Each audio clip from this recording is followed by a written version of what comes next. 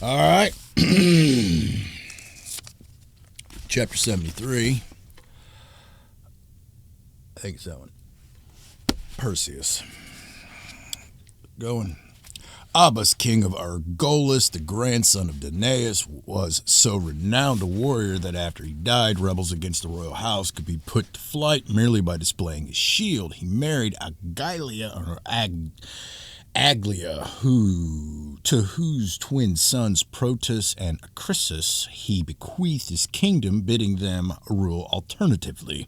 The quarrel, which began in the womb, because more bitter than ever when Protus lay with Acrisius's daughter Danae, and barely escaped alive. Since Acrisius now refused to give up the throne at the end of his term, Protus fled to the court of Iobates, king of Lycia, whose daughter Theneboia or Antia he married.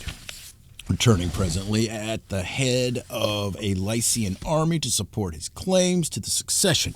A bloody battle was fought, but since neither side gained the advantage, Protus and Acrisius reluctantly agreed to divide the kingdom between them.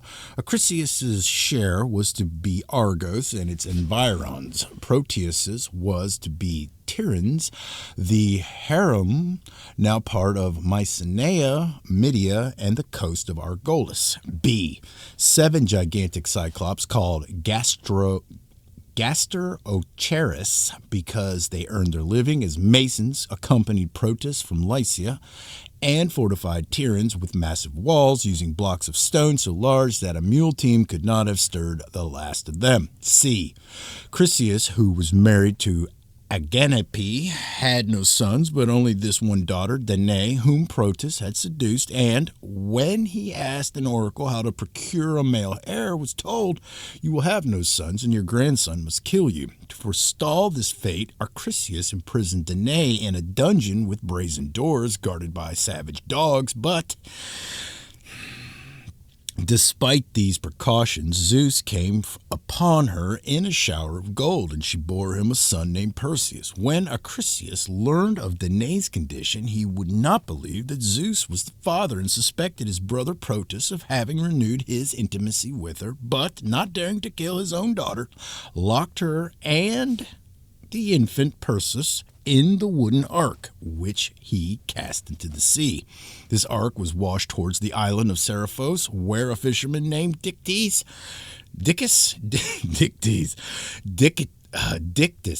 netted it, hauled it ashore, broke it open, and found both Danae and Perseus still alive. He took them at once to his brother, King Polydectes, who reared Perseus in his own house. D.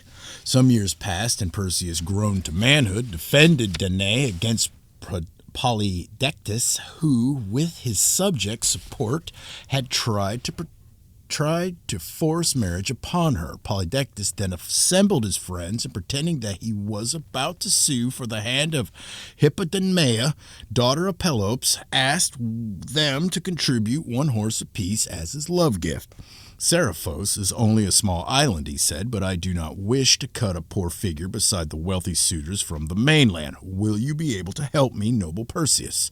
Alas, answered Perseus, I possess no horse nor any gold to buy one, but if you intend to marry Hippodamia and not my mother, I will contrive to win whatever gift you name. He added rashly, even the Gorgon Medusa's head, if need be. E. That would indeed please me more than any horse in the world, replied Polydectes at once. Now the Gorgon Medusa had serpents for hair, huge teeth, protruding tongue, and altogether so ugly a face that all who gazed at it were petrified with fright. F.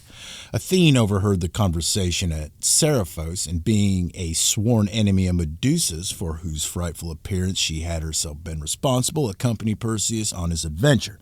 First she led him to the city of Dactyrion in Samos, where images of all the 3 Gorgons are displayed, thus enabling him to distinguish Medusa from her immortal sister Thano and Eurel. Then she warned him never to look at Medusa directly, but only at her reflection, and presented him with a brightly polished shield. G. Hermes also helped Perseus, giving him an adamantine sickle with which to cut off Medusa's head, but Perseus still needed a pair of winged sandals, a magic wallet to contain the decapitated head, and the dark helmet of invisibility which belonged to Hades. All these things were in the care of Stygian nymphs from whom Perseus had to fetch them, but their whereabouts were known only to the Gorgon sisters, the three swan-like Grae, who had a single eye and tooth among the three of them. Perseus accordingly sought out the Grae on their thrones at the foot of Mount Atlas. Creeping up behind them, he snatched the eye and tooth as they were being passed from one sister to another, and would not return either until he had been told where the Stygian nymphs lived. H.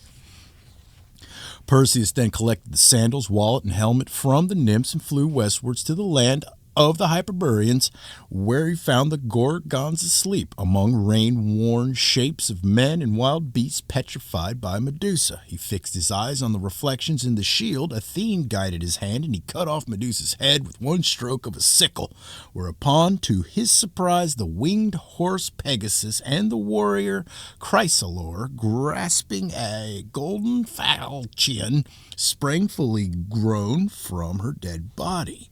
Perseus was unaware that these had been begotten on Medusa by Poseidon in one of Athene's temples, but decided not to antagonize them further. Hurriedly thrusting the head into his wallet, he took flight, and though Stheno and Euryale, awakened by their new nephews, rose to pursue him, the helmet made Perseus invisible, and he escaped safely southward. At sunset, Perseus alighted near the palace of the Titan Atlas, to whom, as a punishment for his inhospitality, he showed the Gorgon's head and thus transformed him into a mountain, and on the following day turned eastward and flew across the Libyan desert, Hermes helping to carry the weighty head. But nope, I was thinking of something else, sorry. By the way, he dropped the Grae's eyes and tooth into Lake Triton, and some drops of Gorgon blood fell on the desert sand, where they bred a swarm of venomous serpents, one of which later killed Mopsus the Argonaut. J. This is a long chapter. There's usually footers after this. I will do the footers in the next reading. J. Perseus paused for refreshment at Chemmis in Egypt, where he is still worshipped, and then flew on. As he rounded the coast of Philistia to the north, he caught sight of a naked woman chained to the sea cliff and instantly fell in love with her. This was Andromeda, daughter of Cephalus, the Ethiopian king of Joppa, and Cassiopeia. Cassiopeia had boasted that both she and her daughter were more beautiful than the Nereids, who complained of this insult to their protector Poseidon. Poseidon sent a flood and a female sea monster to devastate Philistia, and when Cepheus consulted the oracle of Ammon, he was told that his only hope of deliverance lay in sacrificing Andromeda to the monster. His subjects had therefore obliged him to chain her to a rock, naked except for certain jewels, and leave her to be devoured. K. As Perseus flew towards Andromeda, he saw Cephalus and Cassiopeia watching anxiously from the shore nearby, and alighted beside them for a hurried consultation. On condition that if he rescued her, she would be his wife and return to Greece with him. Perseus took to the air again, grasped his sickle, and diving murderously from above, beheaded the approaching monster, which was deceived by his shadow on the sea. He had drawn the Gorgon's head from the wallet, lest the monster might look up, and now laid it face downwards on a bed of leaves and seaweed, which instantly turned to coral. While he cleansed his hands of blood, raised 3 altars, and sacrificed a calf and cow and a bull to Hermes, Athene, and Zeus, respectively. L.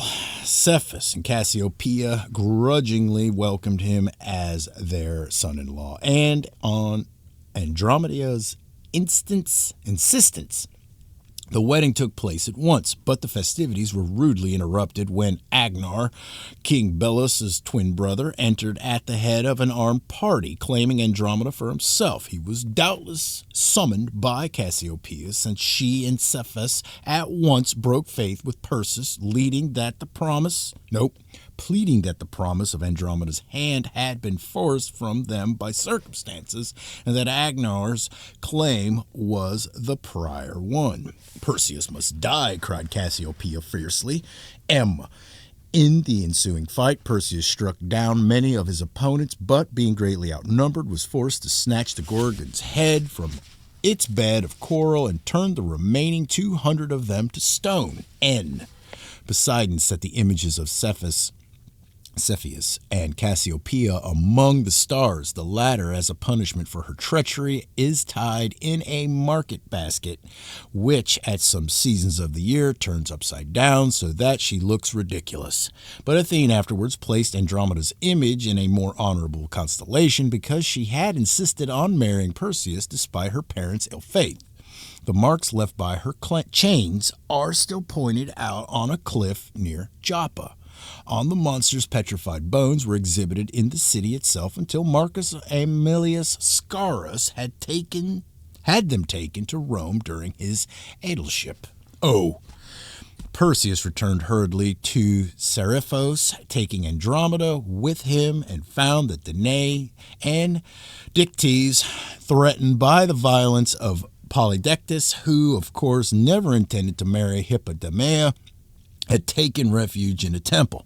He therefore went straight to the palace where Polydectes was banqueting with his companions and announced that he had brought the promised love gift. Greeted by a storm of insults, he displayed the Gorgon's head, averting his own gaze as he did so, and turned them all to stone. The circle of boulders is still shown in Seriphos.